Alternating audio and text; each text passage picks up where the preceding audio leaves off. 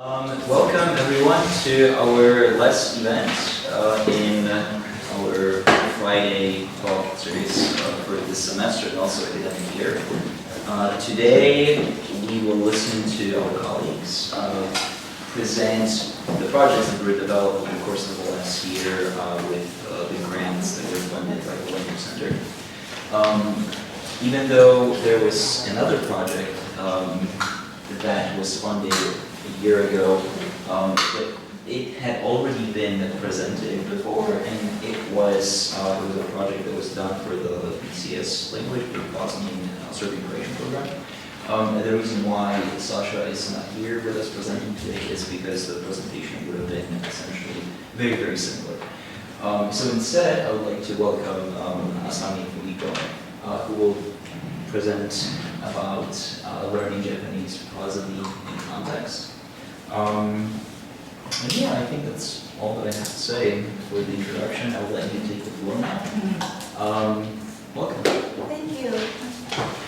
Thank you very much for coming today. I go first. My name is Fumiko, Nazikian. So the learning Japanese prosody in the context, finding and creating one's voice is the topic of our project. So why prosody? First, I have to define. Prosody usually means the pattern of rhythm or intonation, and pronunciation means the way in which a language or letter is pronounced. But in this presentation, we use prosody meaning the way a language is spoken, including both the pattern of rhythm, intonation, and pronunciation. Now, I often hear divided opinions about teaching prosody, especially pronunciation. Some people say, well, pronunciation improves naturally as their proficiency goes on, and also no special instruction is needed. Just wait and see, or just send students to Japan. And other people say, well, we should correct the pronunciation as early as possible and as much as possible before they form bad habits. We think both sides have a good point. But you may say, there must be good instructional materials available to improve pronunciation in Japanese. Yes, there are.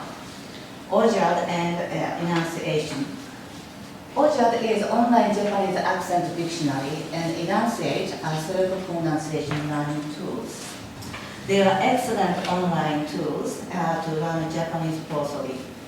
But they tend to focus on a technical part of pronunciation, like a position of tongue. And also many of them tend to focus on word level. Although such technical knowledge is important to raise awareness of the students, we feel something missing. So what about giving feedback in classroom? As you know, our class time is very limited. It is very difficult to give enough feedback to all students. And also constant corrections classroom may lower self-image and also increase the anxiety. So overall, we feel less attention is paid to prosody when language teaching more focusing on the speaking. So how we can promote prosody instruction. Now up here, we teach different languages, but I think we all agree that communication is most important purpose of language. To help students communicate, we give some communicative or proficiency-oriented instruction in our classroom, incorporating the famous 5 working hypotheses proposed by Omagio Hadley. Yes? The first range of context, expressing one's meaning, active communicative interaction, creative language practice, and the use of authentic materials are encouraged. And second, students should practice a range of functions. And then, of course, the development accuracy. Towards more precise and coherent language use, various forms of evaluative feedback are useful. And also we should be responsive to the affective as well as cognitive needs of students. And cultural understanding must be promoted. So, summarize, what is our goal? What shall we set? In this project, we aimed to help students to improve both good pronunciation and creative use of the language. And why not? Let's start at beginner's level. So to improve the accuracy of pronunciation, we thought we needed to identify what sounds are particularly difficult for our students. Because different linguistic backgrounds cause different particular challenges with Japanese prosody. So this data is taken in the 2015 spring. Our student survey shows 70% of our Japanese students are English native speakers, 30% Chinese native speakers, right? And then 10% Korean native speakers. So it makes sense to focus on these particular sounds. Through the project, we particularly focused on these sounds. These are some examples, not all. For example, for Korean background students, tsu and chu is difficult, like itsukimashita, like ichukimashita. And for Chinese English speakers, double consonants such as kitte, katte are very extremely difficult.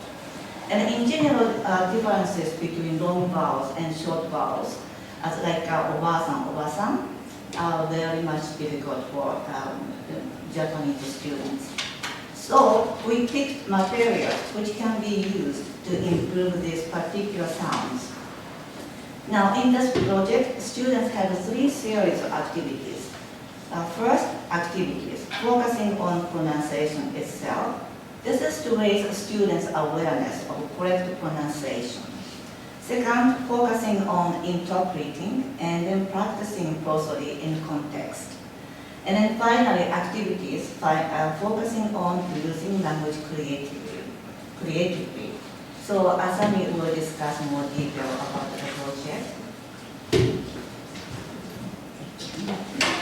Hi, I'm Asami. I'm going to explain about our implementation. So in the fall semester, we implemented our project in 2 courses, the first year Japanese 1 and introductory Japanese B. In total, we had about 95 students. And in the fourth semester, we started slow because at the beginning of the first semester, students have to worry so much things. And as Fumiko explained, we did 2 types of practice, learning the technical aspect of pronunciation and practicing what they learned in context. So to learn the technical aspect of pronunciation and pitch, we use this website, Enunciate. So this website has many videos that explain why certain sounds are difficult for people living on their mother tongue, and also explain how to produce those sounds. And this website is great, but we wanted to add elements of context and creativity. So what did we add exactly, and how did we use them? So this is what we did in the fall semester, and since we had more materials in spring semester, I'm just going to go over this quickly. So as an introduction of the project, I brought this children's book to class. As you can see, this is a ghost story. When a child doesn't sleep at night, a ghost will come and take him away. So it's supposed to be really scary, but if you just read it without any emotion, kids won't get scared. So in class, we discussed how we should read this story. And by doing this activity, students became aware that they should not only pay attention to pronunciation and pitch, but also to think about what is expression, who is audience, and how to deliver the message effectively. And this next one, Saruguru, and this video has many Japanese narirurero sounds, and although we use the alphabet R, the actual sound is much closer to English L sound.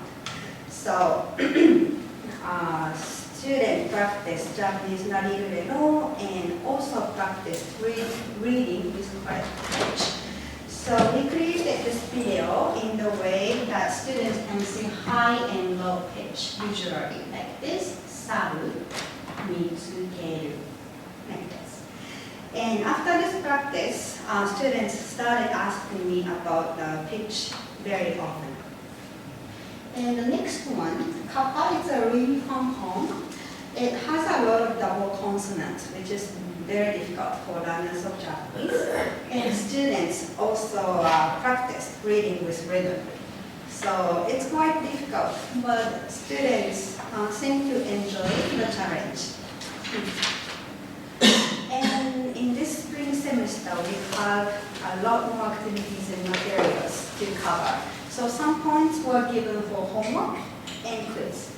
And all the quizzes were take home. So basically, if students did their work, they received full grade. So, and these are the materials in the spring semester. And right now, they're working on their final project.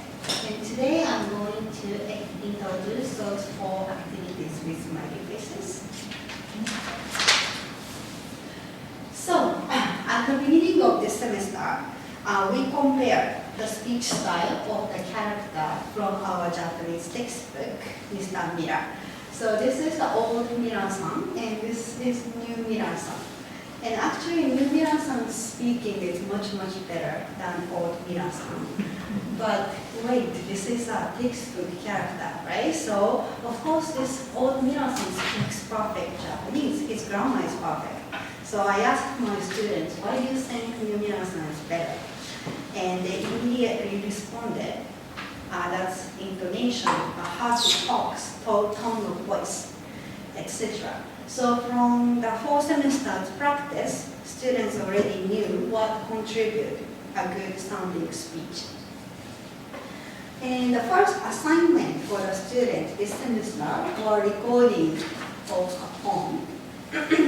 We gave them 3 poems with English translation, and we didn't practice or discuss any background of the poem. We also didn't tell the students why we chose those 3. We just asked them to read it in their own way. The first poem is like an echo, has a lot of phrases like, let's play, or I'm sorry. So we need to read it as if we are talking to someone. And the second one and the third one has a lot of onomatopoeia, and they are fun but not so easy. And we wanted students to express their emotions freely, but on the other hand, we didn't want them to forget about pronunciation and pitch. So we asked them to submit a reflection sheet together with their recording. So this is the reflection sheet. So there were some categories, that some sounds that are difficult for students, like Japanese studying long vowel, double consonant, voiced sound versus voiceless sound, pitch intonation, expressing emotions. And students could just reflect on themselves and choose very good, good, not very good, or I don't know. And so, actually, this assignment revealed so many things to us from the actual recording. And this week, we noticed that even the beginner learners could express themselves so well, much, much more than we initially expected. We saw that students would ask here, the question section, more technical questions, like how do you pronounce this and this sound, but instead many students wrote questions about expressions, like how to read quotation, how to read onomatopoeia, and some even wrote comments about the poem. So students are actually thinking about how to communicate their emotion a lot more than we thought. And the reflection sheet also had a teacher feedback section. We commented on each student's pronunciation and also tried to give positive comment feedback as much as possible to encourage them. And here I would like you to listen to one of the students' recording. This week's students recorded her comments about the poem at the end and saying this is such a beautiful poem. The recording is in Japanese, but I'm sure you can hear how she tries to express her emotion. 子供でしょうか？遊ぼうって言うと、遊ぼうって言う。バカって言うと、バカって言う。もう遊ばないって言うと、遊ばないって言う。そして後で寂しくなってごめんねって言うと、ごめんねって言う。子供でしょうか？いいえ、誰でも。So what do you think about this recording? I think it's really good. It has a lot of emotion, and probably you could tell when she was saying "Let's play" or "I'm sorry." So the next task is the very hungry caterpillar. This time we wanted to add creative elements in the practice. So as a free task, students learned about pitch and duration with enunciate. And after that, they practiced storytelling with a video we found on YouTube. There are lots of videos made by Japanese parents. They wanted to read stories for their kids. And then finally, students had to create their own version of the hungry caterpillar. So we gave them an example. Like this little tiny caterpillar was born in Japanese teacher's office. She ate through students' homework, quiz, exam, computer, even a teacher, and herself became a Japanese teacher. So what we did was just to change what the caterpillar ate and the ending of the story. This was very well received by our students. And then this is what we did in class at the computer lab. And students were to make a group of 2 or 3 and read each other's story. And as a group, either choose one member's version, combine them, or make new versions, and add words and pictures in the given PowerPoint file made by us, and according to their own series. And finally, record the slideshow and export it as MP4. And later, they watch other groups' videos at home and vote it for the best video. So this is some examples of students' work. So in this group, the caterpillar ate many symbols of materialism and finally became a valued celebrity. And this caterpillar ate a lot of stationaries, and then finally this PhD student thesis. So he gave up on his PhD.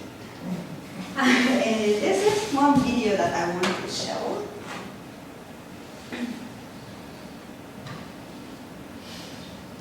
おや、マディソンスクエアガーデンにちっちゃな卵。アリアナ・グランデがマイクの上から聞いていました。青虫はお腹がペコペコ。青虫は食べるものを探し始めました。そして月曜日コンサートの切符を1枚食べました。火曜日ツアーのシャツを2枚食べました。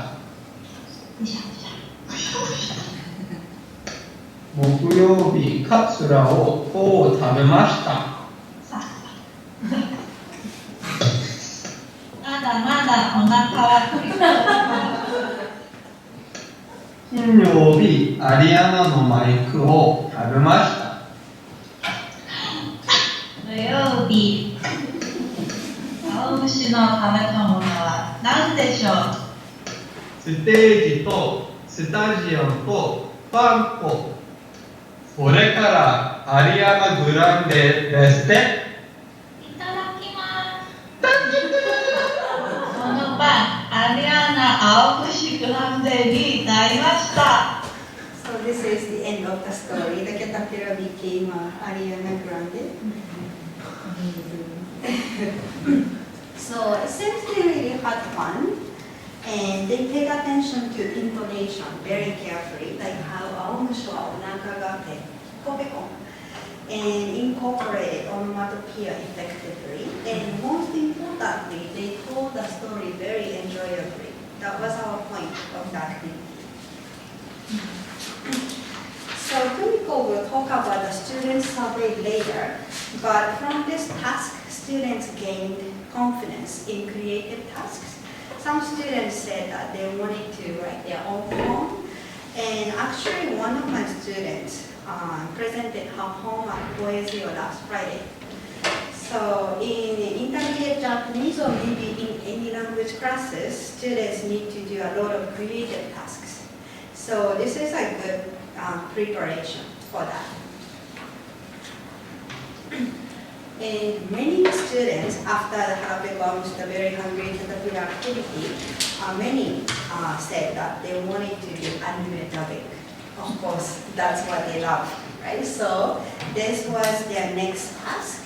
So we chose 4 anime videos, all from the same series called Eating Life on YouTube. And the good thing about this video series is that the speech style is not exaggerated like kids cartoon and many animes. And it has realistic socio-linguistic aspect or elements. So can you guess what kind of scene this is? This is a conversation between a husband and a wife. A husband came back at midnight and the wife is very, very angry. And she's talking in polite speech style, like talking to a stranger. So students have to pay attention to thoughts, background, as information as well. And then this is my last example to show you.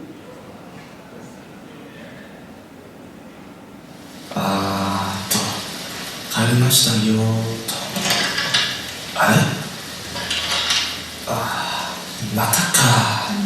またか、本当にもう。おい。おい。おい。おい、ゆかちゃん。どちら様でしょうか？いや、旦那様のお帰りです。開けてください。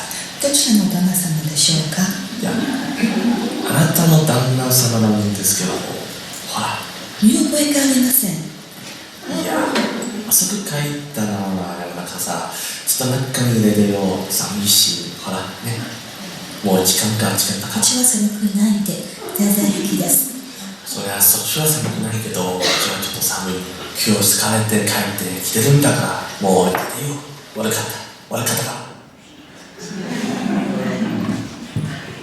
So we added English subtitles for today's presentation, but students only had Japanese subtitles.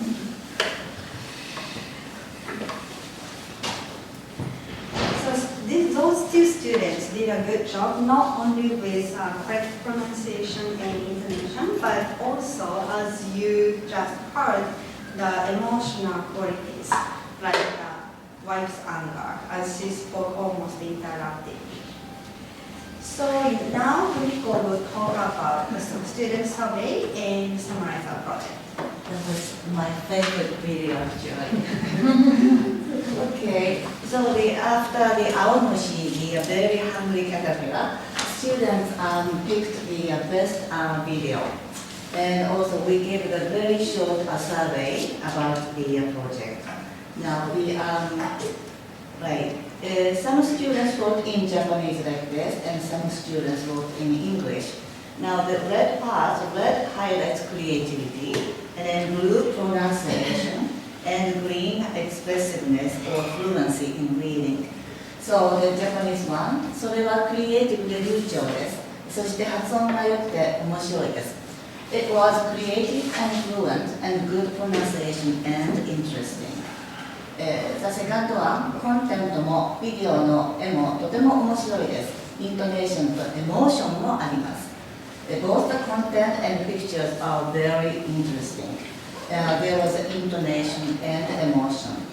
That's also English. The pronunciation is really nice, and the story is also very interesting.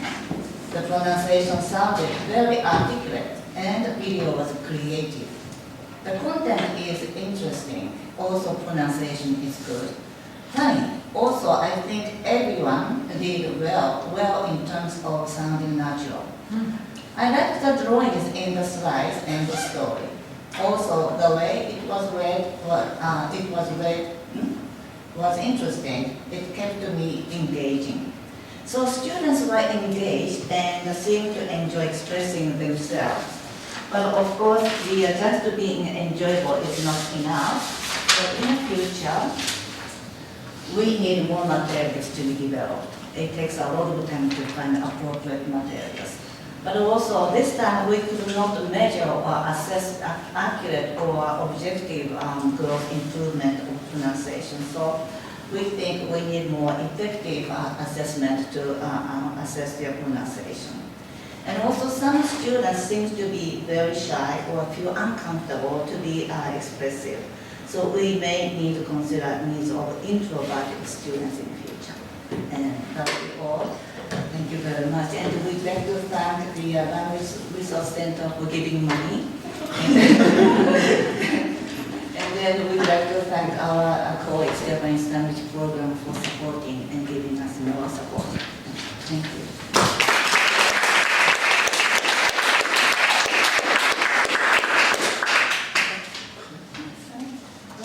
Suggestion or comments on?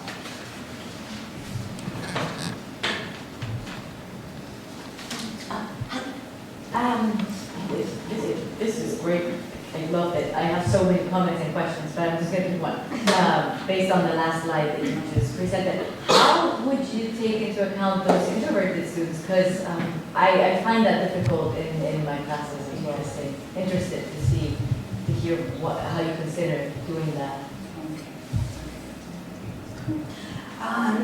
So far, our activity was not something that forced them to come in front of people and do things. So like the Very Hungry Caterpillar was made within a group, so and they work together with the individual computer. So and then also the animation dubbing, they could do it at home. So I guess some people were not really expressive, but they still did it. And no one complained. So we are hoping that students liked it. And now students are doing the creative task as final project. We ask them to make 1 minute to 3 minute video of their choice. So they could do the anime dubbing again, or they could read children's story, or they could recite poem, they could make their own video. And some came to me and asked, they didn't know what to do, so we sort of discussed and suggested somewhat easier tasks like reading a story, reading a children's book. Yeah, so I think maybe it depends on the content of the activity and also how they do it. So if some students are not happy to do things in front of people, but they're happy to do it at home, and maybe this kind of project will make them realize that they can actually do it, or they can actually enjoy something that they never thought of before. Yeah, but this is something we didn't talk about this semester, so we need to think about it. Right. For the Very Hungry Caterpillar, some students thought maybe it's like a child book, right? It's a little bit like a childish. But then I gave them some kind of a hint. What about the parody? What about talking about the current issue and using this video? Then they clicked and then they found some kind of very interesting parody story and executed. So I think it's very good. They did a good job. Yeah, one of the things I see very interesting in this project is the use of the short stories, of the stories for kids. Yeah. Which in my class I use poetry, I use poems that they record at home. So in this case, they get a recording from you first, so they have something to practice on, and then they reproduce that same poem. And that's exactly what I do, and that's always done at home. So the one thing for the short stories, is that also done at home, reading the story, or? You mean the Hungry Caterpillar? No. That story. Oh, the animation. I thought that was a short story. Oh, this one? This yeah. book? Yeah. This book, we actually didn't really practice reading this story. I just wrote it as an introduction of why we practice pronunciation and pitch, like prosody. Yeah, but one of my students is using this book as his final project to read it in a spooky way to make it scary. So would you consider that a possibility that having instead of poetry, having short stories, very, very short stories, read also online? Well, now we have on campus the possibility of them recording and we making comments. Because that's the other thing. You make comments on the reading? Yes, for the first poem they read, we gave feedback. And for the Harapeko August, Hungry Caterpillar, students gave feedback to each other, but we didn't quite give feedback. And last one, animation dubbing. We also uploaded the animation on Postworks, and the students watched each other's and then gave comments. So it was like peer feedback, but we didn't really give our comments. We didn't give specific evaluation. We just said maybe content or maybe how to improve the pronunciation part. Basically, students gave their peer assessment or comments. Right. Thank you very much for this presentation. I was wondering about the slide where you do an analysis of your students' language backgrounds. And I was wondering whether a project like this, how students of different language backgrounds respond to it, and do they respond to it differently? Is this a way for bringing together a somewhat disparate student body, or does it sort of reinforce divisions that may exist between students based on their language, pre-existing language backgrounds? I didn't see any particular differences among the students because they work together. I have many Chinese speaking background students and Korean speaking background students, and actually they work together. So I didn't see much any conflict or any problem in that sense. Yeah. And long vowels and double consonants are really difficult for everyone. So it was good. It is very difficult. So thank you very much for your project, and I think it's very interesting because I also applied this one for teaching Vietnamese pronunciation. I also use the poem. I also use the poem for the first year course. But one thing I see is when you use the teaching pronunciation in the context, so something the meaning in the poem or the literature will be like more difficult. Like for the student, they understand the meaning. Because like, so I have two questions. The first question is like, want to ask about you using the enunciation, the learning. Yeah, so this is only for Japanese language, or can I apply for Vietnamese? Do they have the video for that? Because I'm so very interested into finding the video like that, so the student can hear the intonation, the tones. Because the Vietnamese is focused more on the tones. So I really want to find out the source for that. So this is the first question. The second question is, when you're using the stories, the poem, do you think about the context? It is the grammar, the vocabularies, is like matched with the first year, or maybe you say to the student that, okay, you just focus on pronunciation, intonation, don't have to focus on the grammar and the vocabularies meaning. So what do you like to solve this problem? The first one maybe you can. Okay. So the first one is enunciate, right? Yeah. Actually, I made that website before coming to Colombia. Oh. I had a hard time finding a good pronunciation teaching tool, so I had to make it. So I made it, but I'm not a specialist of pronunciation, like phonology, so I did it with people in linguistics department. It was a cross-departmental project. So I think they only have Japanese and some videos for Cantonese, but I think that everything is English. So you could still go and see what kind of method we are using. And if you know someone who can help you create materials like that, you can definitely use that as an example. Yeah. Yeah. Okay, the second question, I think it's very interesting question, important, because the selection of materials is really, really difficult. Some poems, I think we chose because of sound. It's really for Japanese children, like kappa, kappa, datta, kutte, tatte, that's just rhythm. But also it's a real authentic poems, and I thought it's very nice. And then some second poem, I done some grammar and also vocabulary students don't know. But we gave it in translation, we didn't give it each goes. But they hear, and then there's a video or audio, and they hear and they feel the feeling, and then they can express by themselves.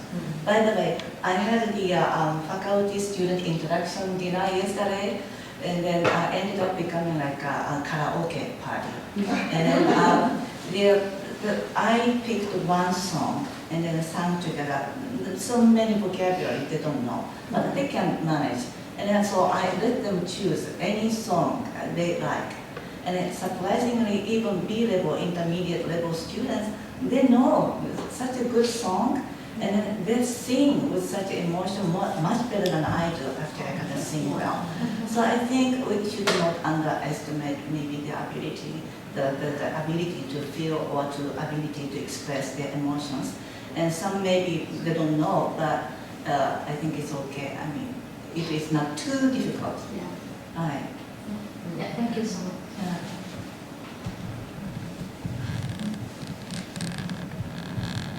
Any comments? Do you like the karaoke? Well, there are no other questions. Are there, sorry, one more. So you're talking about follow-ups, but are you going to continue applying for stuff? Like, why would you need more funding, or how would you apply for new funding to a continuation of this project? What would it look like? Oh, we didn't apply for further funding. You did. No. But if you had further funding, what would you do? I would like to develop more materials. Unfortunately, she is leaving Colombia next year. So that would be a big loss to us.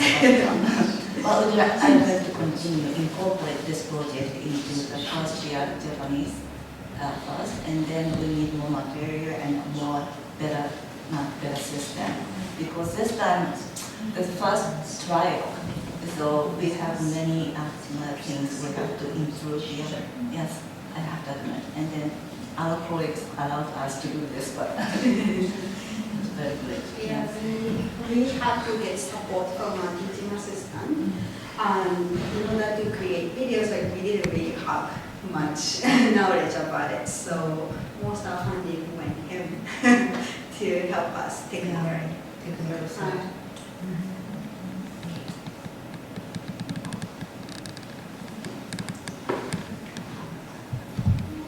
Okay, we'll try this again.